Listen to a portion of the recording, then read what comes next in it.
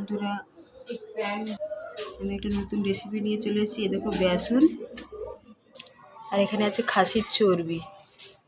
এই চর্বি দিয়ে বেসন দিয়ে আমি বড়া করব, দেখতে থাকো তোমরা। এই বেসনের মধ্যে দিয়ে দিচ্ছি একটু হলুদ গুঁড়ো, একটু লঙ্কা গুঁড়ো আর নুন স্বাদ মতো।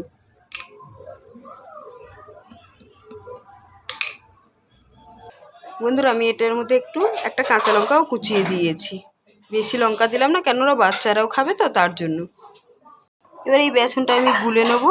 এদিকে আমি ছোট কড়াইয়ে একটু তেল গরম হতে বসিয়ে দিয়েছি। আর বেসনটাকে আমি দেখুন গুলে নিই। দেখো বন্ধুরা, এই বেসনটা গোলার পরে না বেশি পাতলা না বেশি মোটা, ঠিক এই কম হবে, তাহলে তোমার পকোড়াটা ভালো হবে।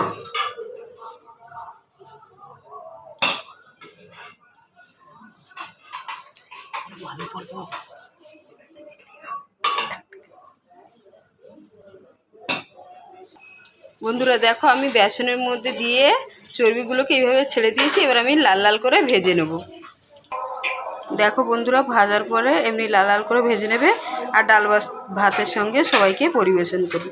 আপনাদের যদি এই রেসিপিটা ভালো লাগে তাহলে লাইক কমেন্ট শেয়ার করবে। Thank you.